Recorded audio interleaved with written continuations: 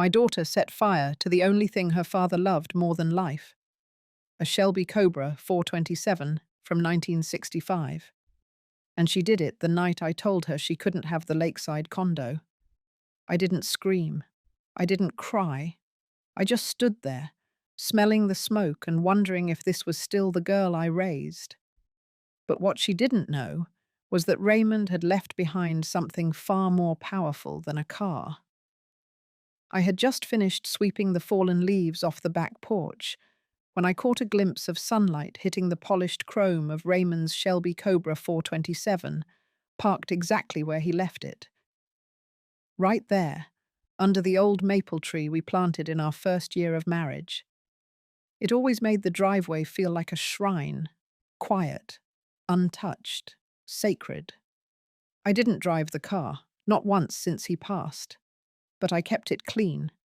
I'd polish the hood once a week, change the oil every 3 months like clockwork. Some people thought I was being sentimental. Maybe I was. But it wasn't just a car. It was him. The way he'd turn the key, tilt his head back, and smile. That's what I kept alive. That morning, the lake was calm, a kind of soft grey glass. The smell of pine and dew still lingered in the air. And then I heard her voice.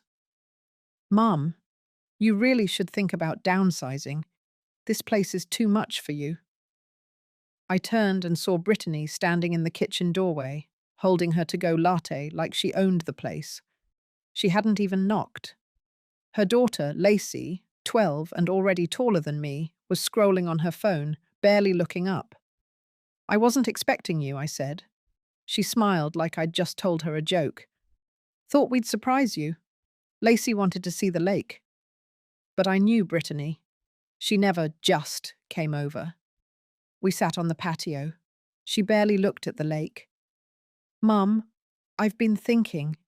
That condo by the marina? It's just sitting there. You know I've been trying to get out of that awful apartment in the city." I nodded but said nothing.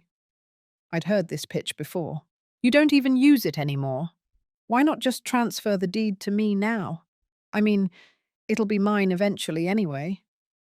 She said it like it was already decided, like Raymond hadn't poured his entire life into making sure his assets were handled the right way. "I'm not ready to talk about that," I told her. She leaned back, looked up at the tree like the conversation bored her. "It's just a condo, Mom, not your soul." That stung more than I expected. I got up and walked over to the car. I didn't say anything, just brushed a leaf off the hood. I knew she was watching me. "You still baby that thing, huh?" she called out. "Dad's ghost in a metal box." I turned slowly and met her eyes. For the first time in a long while, I saw a crack, not in her voice, but in her face. Bitterness, or maybe envy. I couldn't tell. "Raymond loved this car," I said. "He rebuilt every inch of it by hand, every Sunday for 3 years. You were just a kid. You don't remember." She crossed her arms. "I remember plenty. Like how he let me sit in the back seat once and then yelled at me for touching the clutch. I remember how he'd take that thing for a drive every weekend and leave me behind." That's when I understood. It was never about the condo. Not really. I opened the garage and rolled the Shelby inside. Gently, like I was laying it to rest. When I came back out, she was already packing up to leave. Lacey didn't say goodbye, just walked past me like I wasn't even there. And Brittany, with her hand on the door, gave me a smile I hadn't seen since she was 17. Sweet, but with something else behind it. "I'll see you soon," she said. I nodded, even though something in my chest tightened. Because that smile didn't feel like a daughter's, it felt like a plan. The next time Brittany showed up, it was a Wednesday. No call, no message, just the sound of her car tires grinding up my gravel driveway around 10 in the morning.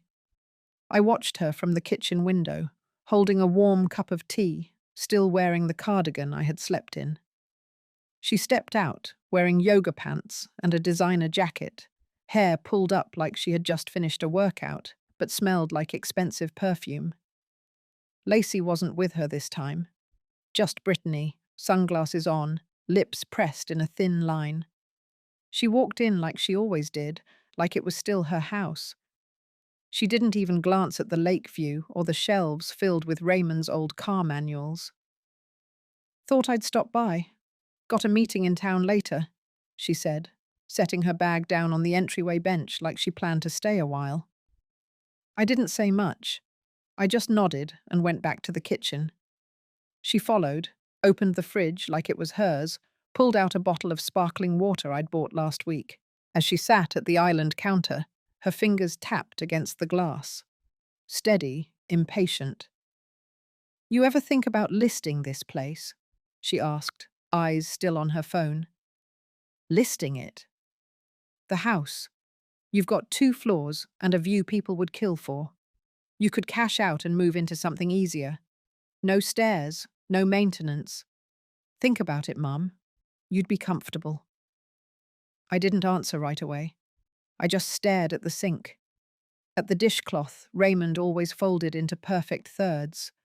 I still folded it that way. She shifted. "Lacey's been having a hard time lately. Her school's been awful and the apartment's not helping. It's cramped, noisy. You know how hard it is raising a kid alone." Her voice softened like honey, but thickened just enough to stick. "I've been looking at a few places closer to the lake. That condo by the marina? It's perfect. And it's already in the family." There it was. Again. I leaned against the counter. "That condo was part of your father's trust. He wanted it preserved." She waved her hand like she was brushing off dust. "Preserved doesn't mean unused. He's gone, Mum. You're here. You get to decide what's practical now." She always said things like that. Short, sharp, coated in concern, but aimed to cut. I stayed quiet, and she changed tactics. "You know I've never asked you for much." I almost laughed, not because it was funny, but because the silence between us was filled with so many old asks, old fights, old resentments we never named. "I just want a place where Lacey can feel safe," she added, "and not feel like a guest in her grandmother's house." That one landed. She knew how to find the soft spot.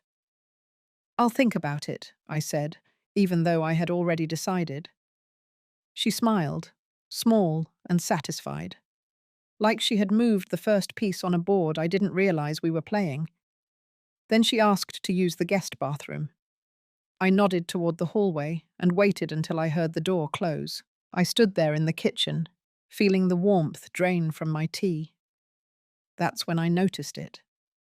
One of the small framed photos on the side table near the window was flipped down. It was a picture of Raymond, standing beside the Shelby Cobra with his arm around me, both of us laughing at something the camera didn't catch. I walked over, lifted it gently, and set it upright again. It felt intentional, not like the wind, not like chance. When she came back, she was all cheer again. Talked about her meeting, her schedule, her new co-worker who was a nightmare. She said it with a smile, but her eyes stayed flat. When she left, she kissed my cheek, just like she used to before college, back when things were still simple. I watched her drive away, and I realized I didn't feel relief. I felt watched, not in the paranoid way, in the quiet, calculated way, like she was keeping track of what I owned, of what I protected. And I knew. This wasn't a casual visit. It was a quiet audition. And I had just failed to play the role she needed me to play. The following Sunday, Jason pulled into the driveway around 7:30 in the morning. His old Chevy rattled like a shopping cart and always made the birds scatter from the tree near the garage. But I liked that sound. It meant someone honest was nearby. Jason wasn't blood, but he had been closer to Raymond than most family. Raymond hired him fresh out of high school to help restore cars at the garage. After Raymond passed, Jason kept checking in every few weeks, mostly to make sure the Cobra stayed in good shape, but also, I think, to keep a piece of Raymond alive. He brought coffee, like always, black for him, hazelnut for me. We sat on the porch steps and looked out at the lake, not saying much for a while. Then he stood up, stretched his arms, and said, "Time to give her a once-over." We opened the garage, and sunlight hit the Shelby's deep navy paint. The car always looked like it had been dipped in midnight. Even after all these years, that shine never dulled. Jason circled it slowly, checked under the hood, listened as I started the engine. He nodded along with the rhythm of it. Then his expression changed. "You hear that?" he said. "Right before the idle evens out?" I listened again. There was a hesitation, barely noticeable. A flutter in the engine like it skipped half a breath before catching itself. "I've kept everything on schedule," I said. "I know you have, but that's not wear and tear." He leaned in closer, hand on the hood. "That's someone tampering. Something's been knocked loose. Probably intentional." The words hit like cold air. I stared at him, waiting for him to brush it off. But he didn't. "Could have happened days ago. Maybe when you weren't looking," he added. I tried to think. The last person to touch the car, besides Jason, was Brittany. But that didn't make sense. She didn't even care about the car. She mocked it, dismissed it. That's what made this feel worse. Jason climbed underneath for a better look. I stood back, arms crossed, palms sweating even though the morning was still cool. He rolled out with grease on his shoulder and a frown carved deep into his face. "Your fuel line clamp was twisted halfway off. That's not age. Someone did that." I didn't have words. I leaned against the workbench just to keep my balance. Jason wiped his hands. "You might want to think about putting a camera in here, even if it's just for peace of mind." I nodded, still silent. He didn't press. That afternoon, I went to visit Tammy. She lived in a small cottage not far from mine, with vines growing over her windows and a wooden porch swing that squeaked every time someone sat down. Tammy had worked with me at the bookstore for over a decade before it closed. She knew more about my family than she probably should, but she never judged, just listened. She poured us sweet tea and raised an eyebrow when she saw my face. "You look like you've swallowed a nail," she said. "I think someone tried to sabotage the car," I told her. She didn't flinch, just nodded slowly, as if she had expected those words to come eventually. "Jason found the fuel line clamp loosened," I said. "He's sure it was deliberate." Tammy sipped her tea and glanced at the lake. "I wasn't going to say anything," she said. "But I saw Brittany last week, down by your dock. Thought she was looking for something, but she ducked behind the shed when she saw me." I clenched my jaw. She didn't mention that visit. "She never mentions the important things," Tammy said. "You want to believe the best in her. I get it. But sometimes we wait so long to see the good that we let the damage keep happening." I sat with her words, heavy but true. Back at home, I walked into the garage again, this time alone. I placed my hand on the Shelby's hood and felt a chill under my palm. The car didn't look damaged. It didn't look violated. But something had shifted. I opened the side cabinet and pulled out an old security camera Raymond had bought years ago but never installed. It still worked. I plugged it in, positioned it high in the corner, and tested the angle. Then I went back into the house and stood in the hallway. That's when I noticed the faint scent of perfume near the guest room. Something floral, but too sharp. Not mine. The guest room door was closed. I opened it. Nothing looked out of place. Bed made, windows closed. But the air felt different. Still. I opened the top drawer of the side table and found a napkin folded neatly inside. From the coffee shop Brittany always went to, inside was a receipt for a full tank of gas, not her usual. It wasn't evidence, not really, but it felt like breadcrumbs. Quiet signals left behind by someone who didn't think I'd notice. And maybe I wouldn't have, weeks ago. But now I saw everything a little clearer. There was something under the surface. Just a hairline fracture, but enough to spread. And I wasn't going to pretend it wasn't there anymore. The next few days passed slowly, with a weight in the air I couldn't quite name. I kept the garage door locked even during the day and found myself double-checking it before bed. I didn't tell Brittany. I didn't tell anyone else either. I just moved through my routine like nothing had changed, though everything had. That Friday morning, Nicole came by. She was Tammy's niece, just out of college, and had been helping me digitize old photo albums and convert Raymond's workshop manuals into a searchable archive. Raymond had wanted his collection preserved someday, maybe even turned into a resource for younger mechanics. Nicole had the patience and curiosity he would have appreciated. She set up her laptop on the dining table while I brought out the last 2 bins of slides and negatives. "This one has the shop footage from the 90s, I said, setting the box down gently. Nicole smiled. "The lighting in those old reels is so moody, almost cinematic." She always said things like that. She had a filmmaker's eye. After lunch, she asked if she could get some footage of the garage for a side project she was working on. Just a quiet visual of the space.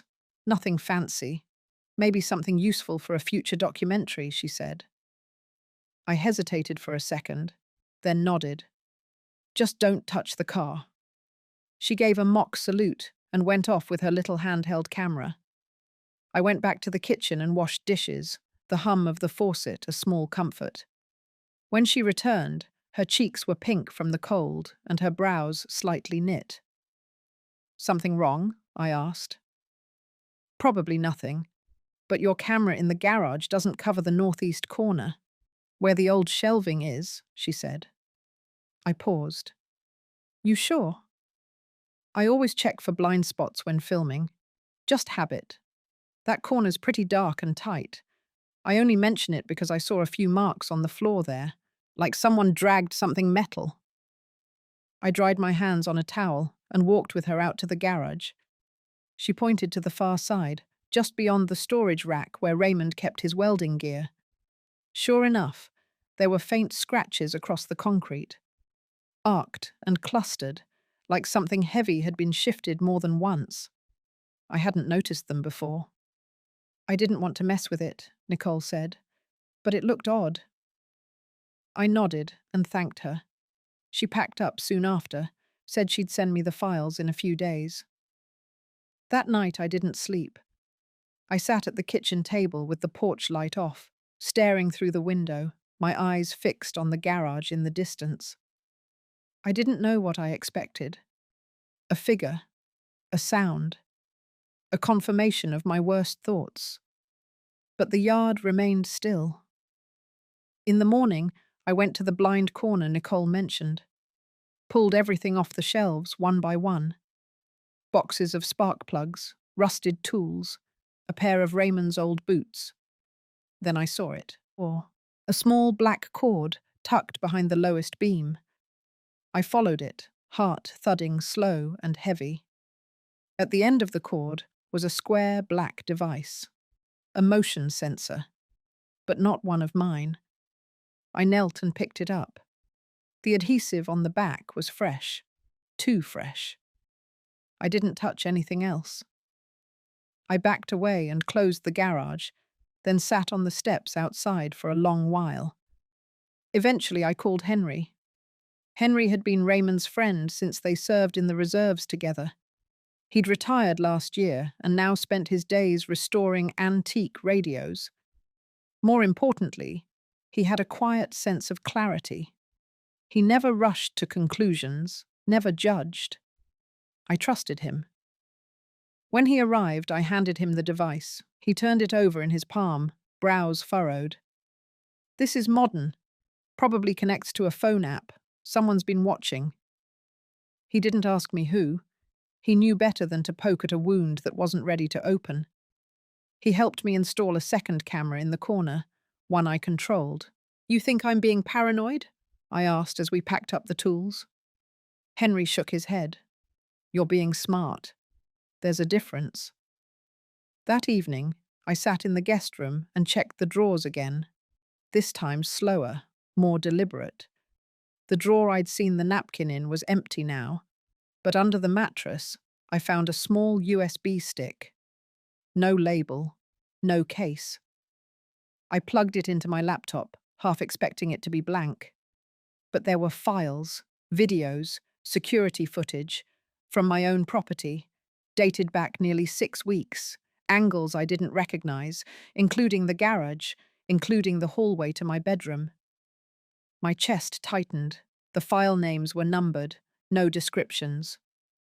I clicked one at random. It opened to a grainy video of me walking through the kitchen, alone, at night. Another showed the garage.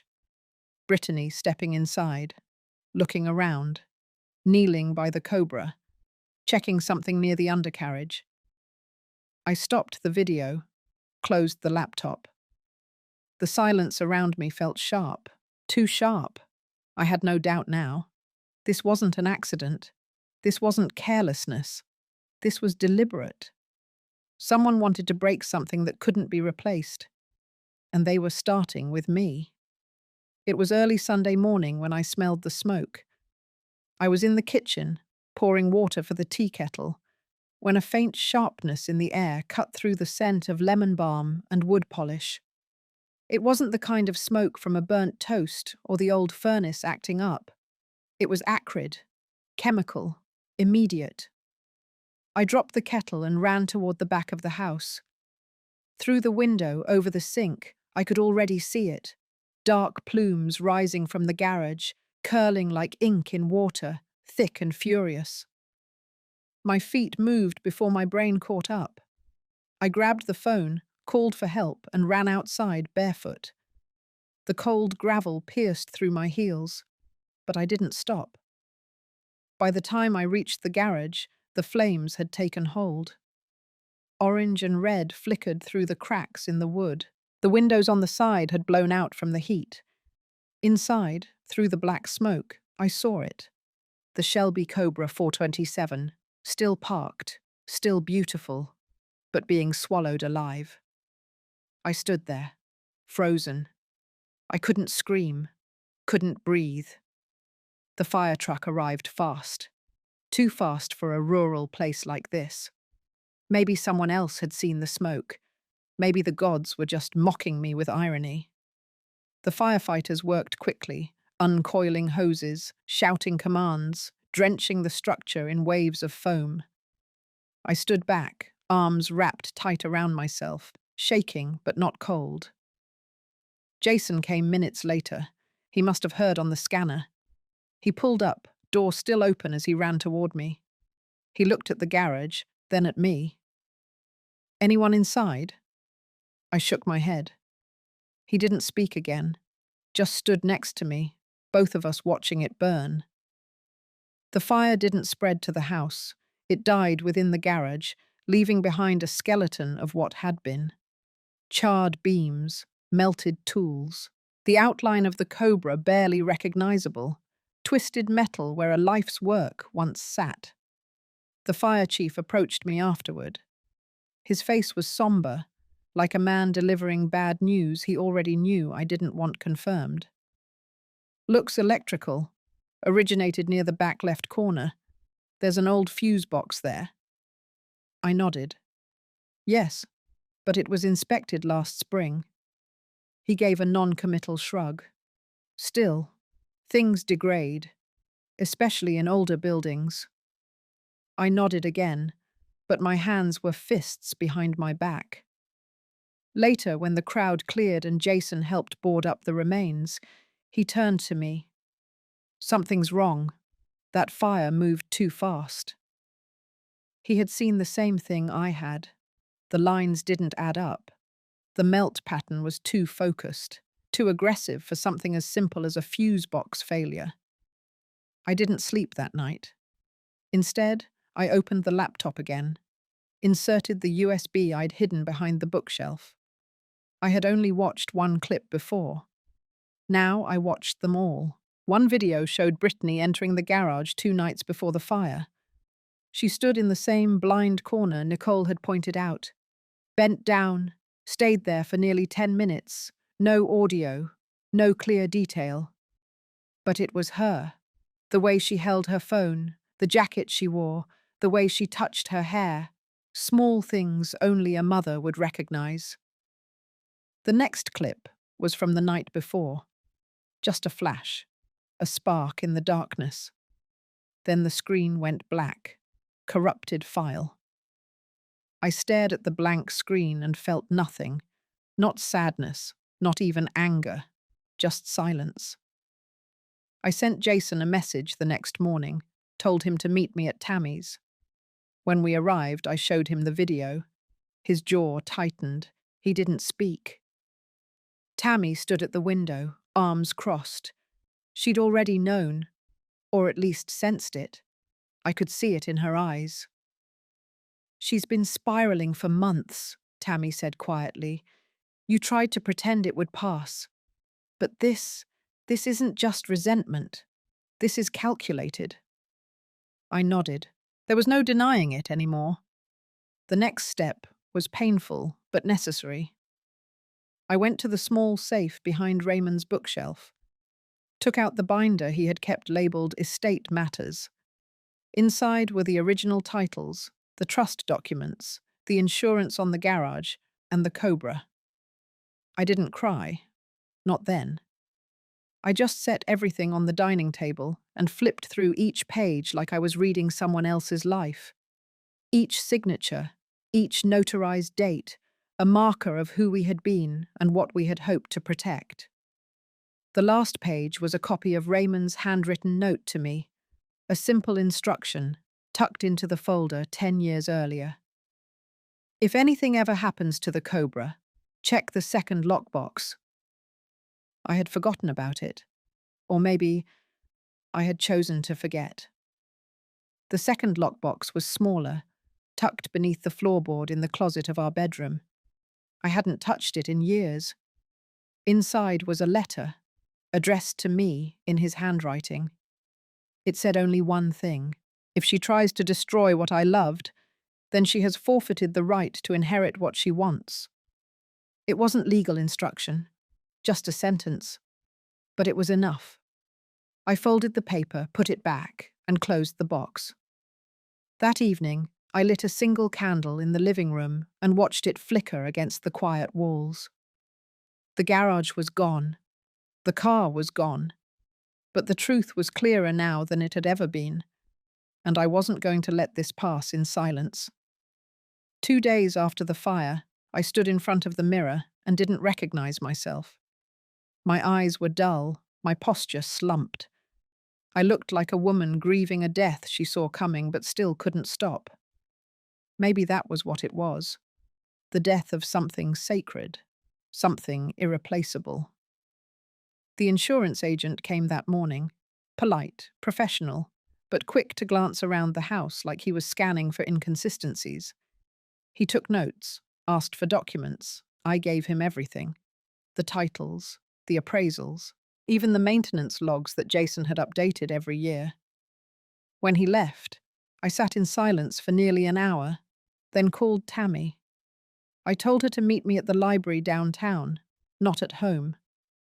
I needed neutral ground, somewhere with clean lines and fluorescent lighting, where everything felt more orderly than my living room.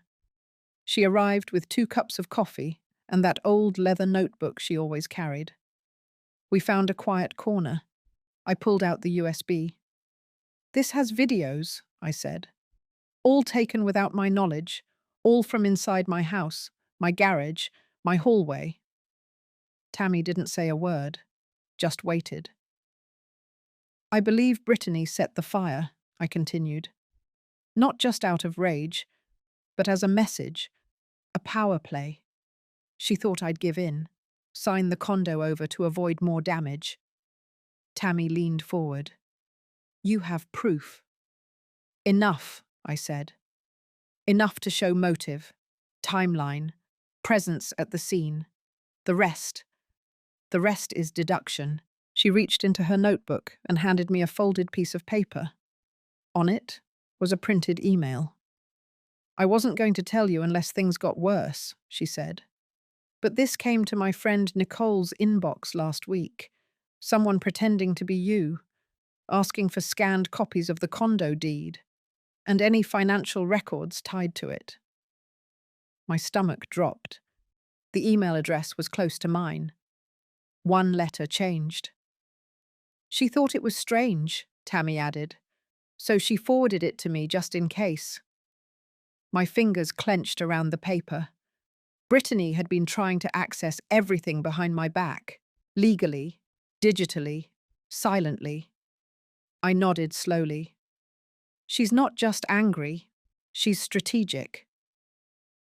That evening, Jason dropped by unannounced. He brought an envelope. Inside were photographs he had printed from the camera feeds, still frames of Brittany entering the garage, standing by the fuel tank, glancing at the door, holding something in her hand. He pointed to one of the photos. I enlarged it. That's an accelerant canister. You can't see the label, but you know what it is. I breathed out through my nose, steady and slow. I'm going to the attorney. Jason nodded. Let me drive you. The next morning, we sat in the office of Ms. Glenda Pearson, the family estate lawyer who had handled Raymond's trust. She had silver hair pulled into a twist and a voice like polished wood. Calm, but strong. I gave her the USB, the photographs, the letter from Raymond I had found in the second lockbox. She read everything twice. When she finished, she looked up and asked, "Do you want to press charges?" I shook my head. Not yet. I want her removed from any future claim. Not just the condo. Everything. I want the trust protected. I want her to know the cost of what she did without dragging this through a courtroom. Ms. Pearson nodded slowly. We can amend the trust directives, and if needed, place legal distance between your assets and any immediate family with documented intent to damage. I want that done immediately. By the time we left, my chest felt lighter. Not because anything had been repaired, but because I had stopped waiting. I had acted. When I returned home, I sat on the porch with the wind tugging at my sleeves. The garage was still boarded up. The air still carried the faint memory of smoke. But inside me, something was shifting. I was no longer just grieving what had been lost. I was beginning to protect what was left. I left before sunrise. There was something about the quiet before dawn that made everything feel softer, less heavy. I packed only what I needed: a folder with legal documents, a small leather bag with essentials, and the worn envelope that held Raymond's final letter. The rest I left behind. Jason met me at the bus depot. He didn't ask where I was going. He just helped me lift my bag onto the curb and gave me a look that held no pity, only respect. I boarded without turning back. The bus rolled out of town, past the lake where the wind still stirred the surface like whispered secrets. I kept my coat tight around me and closed my eyes.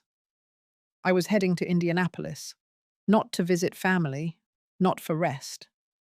I had an appointment with a team that Raymond had quietly put together years ago, legal and financial experts who helped structure the Raymond Legacy Trust. It was time to activate the second phase of his plan, the phase he had outlined but never expected me to use. The office was inside a glass building tucked between two downtown towers. I was early, but they were ready. A woman named Celia greeted me. Sharp suit, clear eyes. She was Raymond's go-to for strategic structuring and estate shielding. She gestured me inside, and for the next 2 hours, I reviewed everything. We removed Brittany's name from every trust consideration. We amended contingencies that would otherwise default to next of kin. We reassigned the condo to a non-profit scholarship initiative that had been quietly registered under Raymond's name. By noon, Brittany no longer had any legal or financial pathway to the lakeside apartment. By 1 o'clock, she couldn't access anything tied to the Raymond Whitmore estate. Celia leaned back in her chair, folding her hands. "There's still the matter of public narrative," she said. "What you do next may define how this unfolds long-term." I thought about that on the train ride back. When I got home, the air was cooler, the sky dimmed with an early autumn haze. Tammy met me at the door. Her eyes were alert. "She came by," she said. I didn't need to ask who. Tammy handed me a folded note, Brittany's handwriting. I recognized it instantly. Inside, a short sentence. "You're hurting this family. I hope it's worth it." I folded it neatly and placed it in the trash. I didn't respond. There was nothing to say. That evening, I walked to the edge of the property, to the tree Raymond had planted the year we were married. The bench underneath was worn from time and weather, but it held. I sat. I thought of all the years we had built things slowly, thoughtfully. The house, the car, the life, and how fast it had all shifted. Not collapsed, but shifted. Brittany had been a bright child, curious, impatient, always pushing for more. I used to think that hunger came from ambition. Now I wasn't so sure. Somewhere along the way, entitlement had replaced gratitude. Expectation had edged out effort, and I had allowed it. For too long, I mistook love for tolerance, mistook silence for strength. I told myself that being patient was the high road, but all it did was clear a path for her to walk further away from the person I had tried to raise. The wind rustled the trees above. Inside the house, I opened the safe once more. I took out the finalized documents, the trust updates, the letters Celia had printed for me to sign. And I did. Every page, with a calm hand and a steady pen. The next morning, I mailed the letters to 3 places: the attorney, the non-profit, and the trust's archive office. When I came back inside, the house felt quieter. Not empty, just clearer. The garage was still a skeleton, but the space beside it, where the ashes had been swept, was open. Jason had cleared the debris without telling me. There was a small note stuck to the fence post. "Let me know when you're ready to build something new." No signature, just those words. I folded the paper and placed it beside Raymond's letter. Maybe I would rebuild. Maybe I wouldn't. But for the first time in a long time, the decision felt like mine. Entirely mine. Not swayed by fear, not guided by guilt, but anchored in truth. And that was a beginning, even if it came from fire, even if it rose from ashes, it was still a beginning. It was a Thursday afternoon, quiet and overcast, when Nicole knocked on my door again. She looked nervous. She clutched her phone like it had betrayed her. I invited her in without a word and made us both some tea, though I barely touched mine. "I didn't know what to do," she said, her voice low. I almost deleted it. She turned her phone toward me and hit play. It was a video. Grainy, vertical, the kind kids recorded without thinking. Brittany's voice came through first, clear and sharp, even over the background noise of clinking tools and footsteps. "If I wreck the damn thing," Brittany said, "she'll have no choice but to give me what I want. It's either that or she lets Dad's legacy die in flames. I know her. She won't let that happen." My body went still. Nicole looked at me, eyes wide, lips pressed tight. She didn't say anything else. She didn't have to. "Where did you get this?" I asked, careful to keep my voice steady. "I was going through old drafts in my TikTok folder," she said. "It was from the day I filmed the garage. I must have left my camera rolling by accident when I went back inside for my scarf. Brittany must not have known it was on." The timestamp was clear, 2 days before the fire. Nicole had never posted the video. It had just been sitting there, buried under filters and half-edited clips. She had stumbled upon it while backing up her phone. I took a deep breath and hit play again. This time I watched closely. The footage was angled just right, capturing Brittany pacing by the garage door, speaking into her phone, her tone calculated. Not emotional, not distressed. Cold. I thanked Nicole and told her I'd handle it. She nodded and left, clearly shaken. I waited until the door closed before standing. There was no doubt left, no room for explanation or assumption. She had said it herself. If I wreck the damn thing, I walked to the back room and pulled the updated trust documents from the drawer. Flipped through until I found the emergency clause Celia had inserted, one that allowed for accelerated legal action in the case of confirmed malicious intent. I dialed Glenda's number. She answered on the third ring. "I have new evidence," I said. This time it's her voice. She didn't ask for details, just told me to send it, then meet her the next morning. She would prepare the filings. That night, I sat at the edge of the bed, my hands folded in my lap, the weight of it all pressing down. I thought of Brittany as a child, her hair always in braids, asking questions about everything, mimicking Raymond's every move. I had loved her so deeply, had forgiven her so many times. But this was something else. This wasn't a mistake. This wasn't an outburst. This was intent. And intent has consequences. The next day, I met Glenda downtown. We went through the video together in her conference room. She didn't flinch. "This is admissible," she said. "It meets the burden.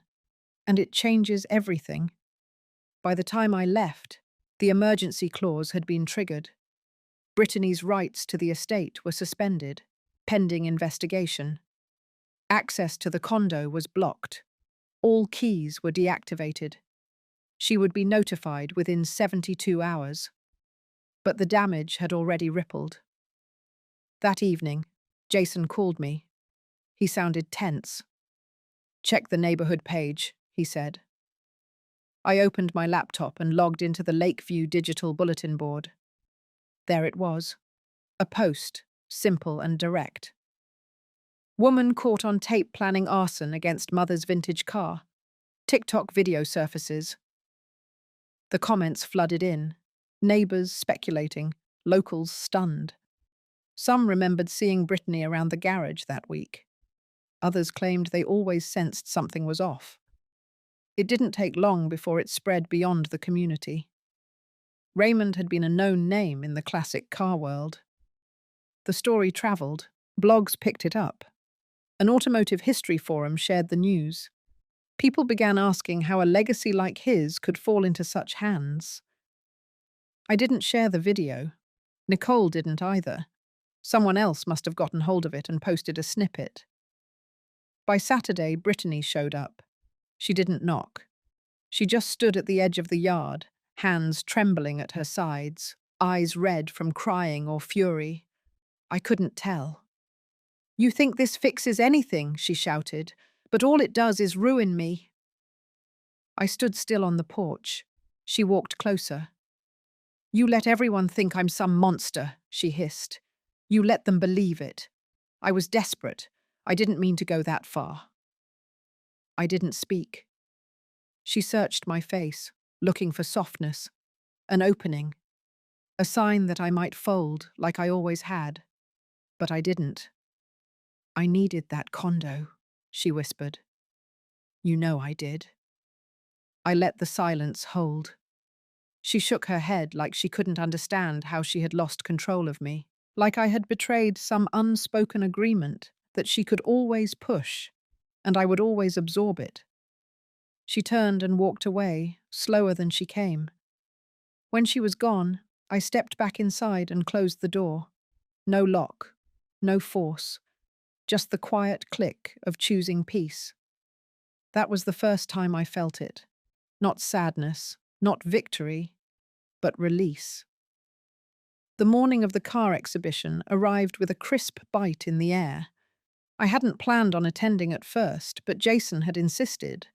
He said it would be good for people to see that I still showed up, that I still stood for something, even after the garage, the fire, and all that followed. I pulled my hair back, wore a long wool coat, and packed only one thing into my handbag: a small sealed envelope that had stayed hidden in Raymond's safe for more than a decade. One I had never opened until last week. The exhibition took place in a vast field at the edge of town, where once a year, car enthusiasts gathered to display their rarest machines. This year, there was no Cobra, no shimmer of midnight blue under sunlight, only its absence. And yet people still came. I arrived just before the opening remarks. Familiar faces greeted me with soft nods. They didn't speak about the fire, but I could feel it in their eyes. Some offered condolences. Others simply stood close, silently acknowledging what had been lost. I walked past the tents and tables until I reached the stage area. A folding chair with my name was placed near the front, but I stayed standing. When the microphone crackled to life, the organizer spoke briefly about Raymond, about his work, his precision, the way he treated every bolt like it carried a soul. I listened, heart quiet, until he paused and looked toward me. "And today," he said, "Mrs. Eleanor Whitmore has asked to share a few words, in memory of her husband and of something far greater than just a car." I stepped up slowly. The podium felt taller than I remembered from years past. The crowd hushed. I looked out over them, then down at the envelope in my hand. "This," I began, "is a letter my husband wrote 15 years ago. He wrote it after the first time someone tried to buy the Shelby. They offered nearly $1 million. He refused." I opened the envelope and removed the letter, yellowed and folded in 3. My hands didn't shake. I haven't read this aloud before, but I think today it belongs to more than just me. I began to read. "To my wife, Eleanor. If you are reading this, then something has gone terribly wrong. Maybe the car was damaged. Maybe it's gone. And if it is, I'm not angry. But I need you to know something. This car is not just steel. It's not just paint or horsepower. It's our story. It's the weekends we spent tuning it. The summers we drove with no destination. The argument we had in '83 when you made me repaint the hood. It's everything." I paused, letting the words settle. He continued, "If anyone, family or not, damages it on purpose, with greed in their heart, then I ask you to let them go. Not with anger, but with clarity. Because someone who destroys what another person loves has already removed themselves from the right to inherit that love." I folded the letter and looked up. I won't name names. That isn't what this moment is for. But I will say this. Raymond's words weren't written in bitterness. They were written in protection, not just for the car, but for what it stood for. The audience was silent. A few heads bowed. Others just looked at me, steady and still. "Today," I said, "I'm establishing something new, the Raymond Whitmore Fellowship, funded by the very assets Brittany tried to manipulate. It will help young women studying mechanics, engineering, and design. Women who will build, not burn. Who will preserve, not possess." There was a ripple of reaction then, not applause, just something quieter, deeper. agreement. When I stepped down, I didn't feel triumphant. I felt something firmer, anchored. Jason found me near the concession tent later. He handed me a small folded note. No return address. Just my name in rushed ink. I opened it. It was from Brittany. "You win. I hope it's worth losing your only daughter." I tucked it into my coat pocket and said nothing, because the truth was, I hadn't won anything. There was no prize in this, no satisfaction in being right, just the heavy, quiet ache of doing what had to be done. Later that evening, when the sun dipped low and the field began to empty, I walked back to the stage. No one was around. I stood beneath the tent and looked out over the grass, listening to the wind. I could almost hear the Cobra's engine, phantom-like, growling across the horizon. And then I whispered softly, just to myself. I kept my promise. That was enough. The following week unfolded like a slow-moving storm. No thunder, no lightning, just a steady pressure building from the weight of exposure. The video, once quietly shared, had now spread far beyond our small town. The automotive forums had picked it up first, then a few local news stations. By Monday, a regional outlet ran a headline that made my stomach drop. "Daughter of classic car designer caught on tape planning destruction of priceless vehicle." They didn't use Brittany's name, but it didn't matter. Anyone who knew our family could connect the dots. And Brittany, well, she made it worse for herself. Instead of retreating or staying silent, she fired back online. A long post on her social media page painted herself as misunderstood, blamed stress, grief, even accused me of withholding her rightful inheritance. The post was taken down within hours, but the internet had already done what it does best. It screenshotted, spread, and commented. People weren't kind. The remarks ranged from disbelief to outright disgust. Some accused her of manipulating a grieving mother.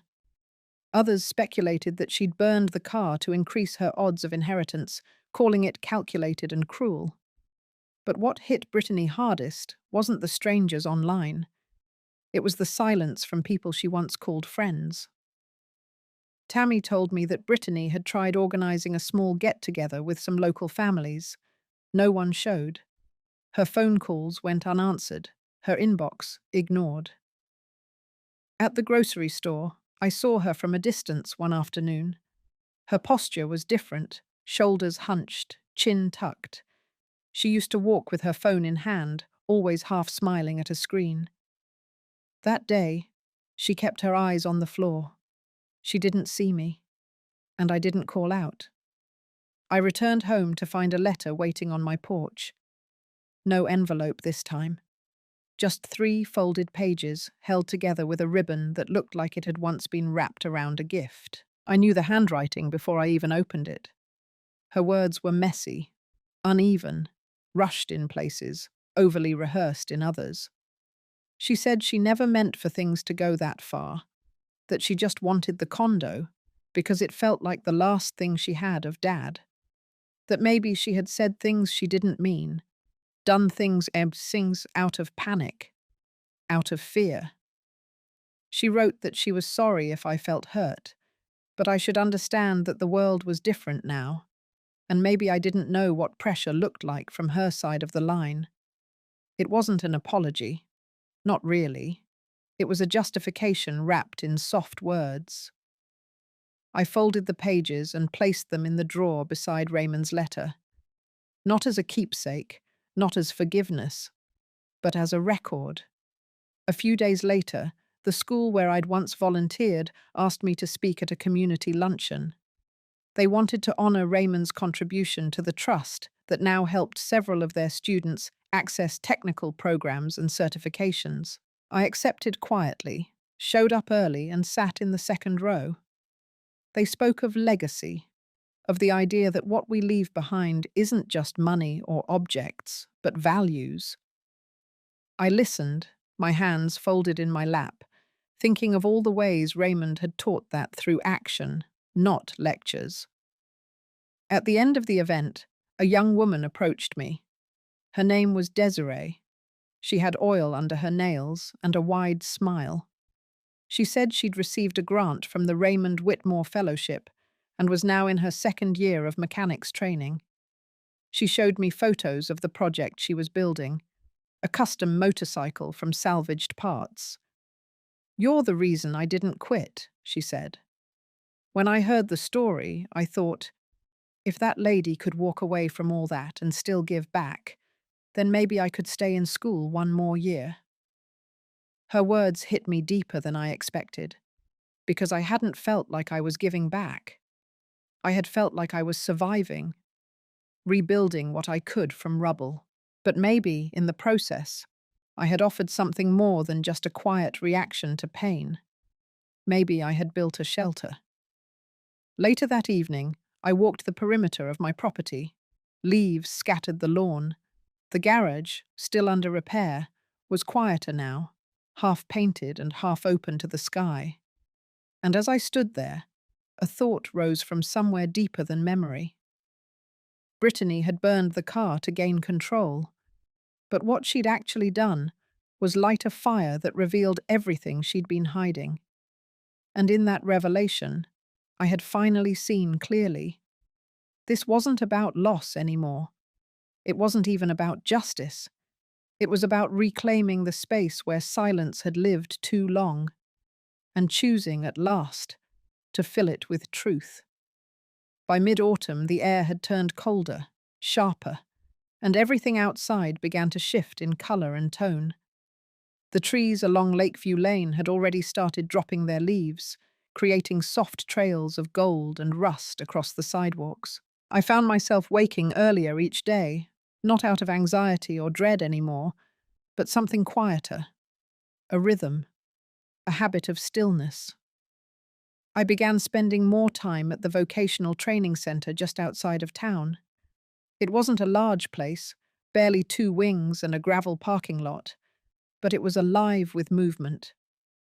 Girls in grey coveralls worked on engines with their sleeves rolled up, grease on their arms, fierce focus in their eyes. The Raymond Whitmore Fellowship now supported 6 of them, 6 stories, 6 chances at a life different from what had been handed to them. I didn't say much while I was there, just swept floors, handed tools, and occasionally sat in the back office helping organize donated manuals. No one treated me like the founder or benefactor, and I liked it that way. There was one girl, Maureen, who reminded me of Brittany when she was young. She had the same impatient energy, the same sharp glance when she felt misunderstood. But Maureen listened. She asked questions. She stayed late without being told. One day, after class, she sat beside me while I folded donation forms.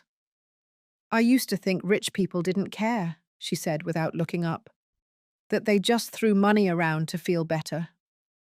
I didn't reply, just nodded once. "But this place," she added, "it feels different. Like someone thought ahead. Like someone knew we'd be here one day." I looked over at her and she shrugged. "I guess that's what matters, right? That someone thought we were worth saving." Later, I found myself sitting alone in the half-finished garage at home. Jason had repainted the interior walls, and the concrete had been freshly sealed. The shelves Raymond once lined with polished tools now stood empty, but somehow still carried his presence. Not the items, the intention, the order. I stood in the center of the room, closed my eyes, and pictured the Cobra, the shape of it, the sound it made rolling down the driveway, the way Raymond would always place his palm on the hood, like greeting an old friend. I didn't cry. The fire had taken the car, but not the man, not the values, not the care. And those were what I was trying to pass on now.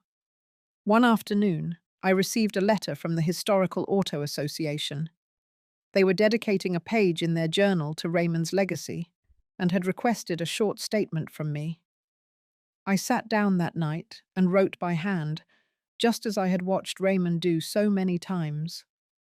I wrote about devotion, about meticulousness, about the way a person could pour themselves into a thing and leave behind more than just an object.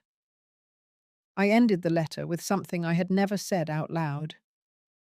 He loved that car because it reminded him of freedom, but he loved people more, even those who forgot how to love him back. I mailed it without a second draft. Brittany hadn't tried to contact me again since the last letter. The silence between us had settled into something fixed, unmoving. I hadn't told anyone, but I had removed her name from my estate entirely. Not out of revenge, not even to punish, but because something had finally shifted. I had spent too many years believing that love required endurance, that to be a good mother meant bearing the full weight of someone else's brokenness without question. But now, I understood that sometimes love required distance. It required the courage to let someone walk away, even when every memory inside you begged them to stay. And in that space, I had begun to breathe again. I stood at the edge of the property one evening, watching the sun lower itself behind the lake. The wind had picked up, tugging at the sleeves of my coat. For a moment, I thought I heard an engine in the distance. Not the Cobra, just another car heading down the road. But I let myself imagine, because what remained now wasn't loss, it was choice. And I had finally learned how to make one for myself. It was late spring when I returned to the old car show grounds, not as a speaker or a guest of honor, just as myself. The grass had grown wild around the faded lines of the old parking rows. A few birds skittered through the field, and the lake beyond still held that stillness I remembered from last year. I carried no bags, no letters, no speeches, only a single folding chair and a small thermos of coffee. I set the chair near where the stage had once stood and sat facing the empty field, listening to the wind drift through the cottonwoods. For the first time in a long time, I wasn't thinking of what was lost. I wasn't thinking of the car, or the garage, or even Brittany. I was thinking of what it meant to stay, to remain present, even when everything had tried to push me towards silence. Raymond's words came back to me then, not the ones in the letter. The ones he used to say after a long day of building, when the shop was finally quiet. We don't restore something because it's perfect. We restore it because it matters. I breathed in slow and deep, let it settle in my chest. A few minutes later, I heard soft footsteps behind me. I didn't turn right away. I didn't need to. I knew it was Brittany. She stopped a few feet back, standing just out of the light. I didn't speak. She didn't either. We just sat in the silence for a moment that stretched too long to be casual, but not long enough to be called peace. Then she stepped forward, eyes red, mouth set like stone. She held something in her hand. It was a small photo, faded, of me and Raymond standing beside the Cobra the day it came home. She had kept it all these years, tucked away, maybe forgotten, maybe not. She extended it without a word. I reached up and took it gently. There was no apology, no explanation, and I didn't ask for either. I simply nodded once, small, barely visible. But she saw it. She left without another word, and that was enough. I stayed until the sky turned gold, then packed my chair and walked slowly back to the car. My hands were steady, my breath even. At home, I placed the photo in a small frame on the mantel, not in the center, off to the side, quiet, like the memory itself. Some endings aren't loud. They don't come with closure or celebration. Some just arrive, gently, and settle into place like the last piece of a puzzle you didn't know was missing. And when they do, you don't fight them. You just let them be. Because sometimes the most powerful answer is silence. If you've ever held on to something that mattered deeply, even when others didn't understand, I think you'll know how it feels to let go without losing yourself. This story might reflect a quiet kind of strength, one that doesn't scream, but still stands. If you've lived through something like this, or even just felt echoes of it in your own family, I'd love to hear how you found peace. Your voice matters more than you think. Let's talk in the comments, gently, like friends who've been through storms.